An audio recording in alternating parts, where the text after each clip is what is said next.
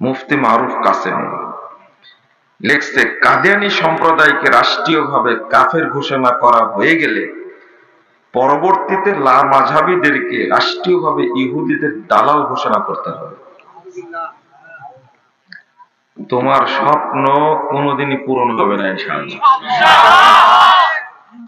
কারণ তোমরাই হলে ইহুদিদের অরিজিনাল দালাল,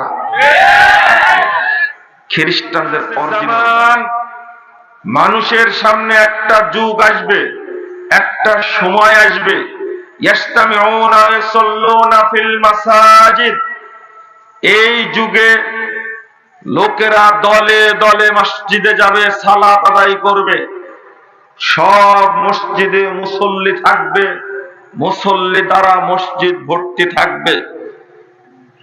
এমন একটা সময় আসবে মসজিদে মুসল্লি ভর্তি থাকবে, ওয়ালাইসা ফীহিম মুমিন, কিন্তু কোন মসজিদে একজন মুসল্লি খুঁজে পাওয়া যায়, একজন মুমিন খুঁজে পাওয়া যায়। মুসল্লি আছে কিন্তু কি নাই। তাহলে এরা কারা? মুসল্লি দ্বারা ভর্তি মসজিদ, কিন্তু সেখানে কি নাই? ইমানদার নাই, একজন ইমানদার নাই। তাহলে তারা কি? মুসল্লি আছে কিন্তু ইমানদার নাই, তাহলে তারা কি? এক নম্বরে তারা কাফের, মুশরিক, মুনাফিক। আবার বলেন, তাহলে তারা কি? মুশরিক, কাফের, অথবা কি মুনাফিক। তাহলে মুশরিক হয়ে কি করছে? নামাজ পড়ছে। আমরা এখন পর্যন্ত জাতিকে বুঝাতে পারিনি একটা জিনিস, সালাত ইহুদিরাও পড়ে, সালাত খ্রিস্টানরাও পড়ে, সালাত মাজার পূজারীরাও পড়ে, সালাত কাফেররাও পড়ছে। আবু জাহাল, আবু লাহাব হজ করেনি? আব্দুল মুত্তালিব কি হজ করেনি? আবু তালেব কি হজ করেনি? আব্দুল মুত্তালিব শুধু হজ না, এমন ইমানের অধিকারী ছিল, যখন আব্রাহা কাবা ভাঙতে গেল, আব্রাহার লোকজন আব্দুল মুত্তালিবের উটগুলো চুরি করে নিয়ে গেছে, ছিনতাই করে নিয়ে গেছে। আব্দুল মুত্তালিব আব্রাহাকে গিয়ে বলছে, আব্রাহা, তোমার লোকগুলো আমার উট ছিনতাই করে নিয়ে এসেছে, উটগুলো দিয়ে দাও। আব্রাহা বলছে, আমি শুনেছি তুমি কুরাইশ বংশের নেতা, কাবার মুতল্লি, আমি আসছি কাবা ভাঙতে, কাবা নিয়ে তোমার কোনো চিন্তা নাই, তোমার চিন্তা উট নিয়ে, তুমি তো স্বার্থপর। আব্দুল মুত্তালিব বলছে আব্রাহাকে, আব্রাহা, কাবার মালিক আল্লাহ, আল্লাহ দেখবেন, উটের মালিক আমি, তুমি উটগুলো দিয়ে দাও। বলেন তো, আপনার ইমান শক্তিশালী বেশি না আব্দুল মুত্তালিবের ইমান শক্তিশালী? আপনার আমার চেয়ে ইমান কত বেশি। বলছে যে, আরে পাগল, কাবার মালিক আল্লাহ, তাকে হেফাজত আল্লাহ করবে, আমি উটের মালিক, উটগুলো আমাকে দিয়ে দাও, কাবা নিয়ে আমার কোনো চিন্তা নাই। কি আব্দুল মুত্তালিবের ঘটনা সঠিক হয়েছে না হয়নি? কাবাকে কে নিরাপত্তা দিয়েছেন? আব্রাহা বাহিনী কি বেঁচে ছিল না ধূলিসাৎ হয়ে গেছে? এর নাম হজ করা। হজ করে প্রমাণ হয় না যে জান্নাতে যাবে। সালাত পড়ে কাবা ঘর তওয়াফ করে কাবা ঘরের মুতল্লি হয়ে প্রমাণ হয় না সে জান্নাতে যাবে। আর আপনি বেদাতি মসজিদের মুতল্লিতে দাপট কত? হজ একবার না দুইবার করেছেন। আব্দুল মুত্তালিব, আবু তালেব হজ প্রতি বছর করত, সারা পৃথিবীর হাজীদেরকে সম্মান করত, খাবার দিত, কাবা ঘর পবিত্র রাখতো, সাফা মারওয়া সাই করত, আরাফার মাঠে যেত। কার উদ্দেশ্যে?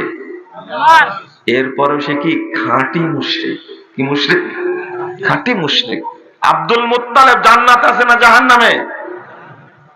আবু তালেব জান্নাতে না জাহান্নামে আছে? আর আপনি, এরা জাহান্নামে আছে। যতদিন আবু তালেব বেঁচে ছিল ততদিন কারো সাহস হয়নি মুহাম্মাদের দিকে চোখ তুলে কথা বলা। যেদিন মারা গেছেন সেই দিন থেকে মুহাম্মাদের উপরে অত্যাচার শুরু হয়েছে। মুহাম্মদ সাল্লাল্লাহু আলাইহি সাল্লামকে এমন ভাবে নিরাপত্তা দিয়েছে, কারো সংশয় নেই। এইরকম ব্যক্তিকেও আল্লাহ জাহান্নামে রাখছেন। এই আবু তালেবও জাহান্নামে আছে, শুধু একটু হালকা করেছে, জাহান্নামের জুতা পরায় দিবে আল্লাহ। সেই জুতার কারণে আবু তালেবের মাথার মগজ টকবক টকবক করে চুয়েছে, গলে গলে পড়তে থাকবে। এত হালকা শাস্তি। নাউজুবিল্লাহ, নাউজুবিল্লাহ।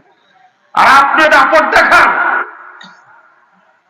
হারা কাছে বলেন আল্লাহ সকল ক্ষমতার উৎস, কিন্তু রংপুর কারমাইকেল কলেজ মাঠে গিয়ে বলেন সকল ক্ষমতার উৎস জনগণ। ভুল বললাম? এটা বললে নাকি পাপ হয় না। আরাম করবো দাদা, পাপ হয় না মানে পাপ তো হবে না। কাফের কোনো পাপ হয়? বুঝেননি কথা?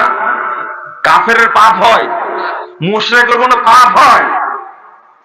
পাপ তো হয় মুসলিমের, কাফের পাপ হয় না। এই কথা বলা মাত্র তুমি কাফের হয়ে গেছো, পাপ হবে না। এক হুজুর বলছে ইসলামী গণতন্ত্র, ভাষাটা খেয়াল করেন শিক্ষিত মানুষ, ইসলামী গণতন্ত্র, ইসলামী গণতন্ত্র। আমি বললাম যে মাশাআল্লাহ, আমি যে বাক্যটা শুনবো ভবিষ্যতে আশাই করিনি, কিন্তু এর আগে শুনেছি ইসলামে গণতন্ত্র। কি ইসলামে গণতন্ত্র? মরে গেছেন তিনি, পত্রিকায় শিরোনাম দিয়ে লিখে দিয়েছেন, দৈনিক ইনকিলাব পত্রিকায়। যারা পত্রিকা পড়েন তারা হয়তো দেখেছেন, কিন্তু যারা খেয়াল করেননি বুঝেন না। ইসলামে গণতন্ত্র মানে কি? কোরআনে শয়তান, ইসলামে কি শয়তান? গণতন্ত্র একটা কুফরি মতবাদ, আর ইসলাম হলো তাওহীদের দ্বীন। একটার সাথে আর একটার মিশ্রণ হতে পারে কখনো? কেমনে শিরোনাম দেয় এরা! কতটা জাহেল, কতটা নাদান, কতটা ক্ষমতা পাগল, চিন্তা করতে পেরেছেন? যদি পৃথিবীতে কথাই সত্য, ইমাম আবু দাউদ রাহিমাহুল্লাহর কথা, লাউলা হাযিল ইসাবা লাম নারাসাল ইসলাম ইয়ানি আসহাবুল হাদিস, পৃথিবীতে যদি আহলে হাদিসগণ না থাকতো তাহলে ইসলাম পৃথিবী থেকে মিটে যেত। কত বছর আগে বলে গেছেন ইমাম আবু দাউদ রাহিমাহুল্লাহ, এই কথাই চূড়ান্ত। আহলে হাদিসরা না থাকলে এই পীর ফকিররা ইসলামকে ইজারা দিয়ে এই কুফরি মতবাদের সাথে মিশায়া ইসলামের রূহটাকে তারা পুরোটাই নষ্ট করে দিত। কিন্তু কথা তো বলতে হবে, লা হাওলা ওয়ালা কুওয়াতা ইল্লা বিল্লাহ। আর একটা কি, এখনকার চিত্রটাকে একটু শুনুন। এখনকার চিত্রটা হলো, সরকার চাচ্ছে সবাই সন্তুষ্ট থাক, সবাই কি সন্তুষ্ট থাক, কিছু নিচ্ছে ইসলামের আর কিছু কি বাদ দিচ্ছে। এটা কি চলবে? চলবে না তো। দুইটা মিলে খুব সুন্দর, বুঝে, হুজুরেরা ভালো থাকবে, নাস্তিকরা ভালো থাকবে, বিশ্বালায়ও থাকবে, ইসলামী সুদও থাকবে, ইসলামী ঘোষও থাকবে, ইসলামী জেনাও থাকবে, পবিত্র প্রেমও থাকবে। কেউ যেন উটুস পুটুস চুপচাপ থাকবে। কি কৌশল পাকাচ্ছে আপনাদের আইন উপদেষ্টা, তাই না? বিশাল জ্ঞানী মানুষ আইন উপদেষ্টা নাকি।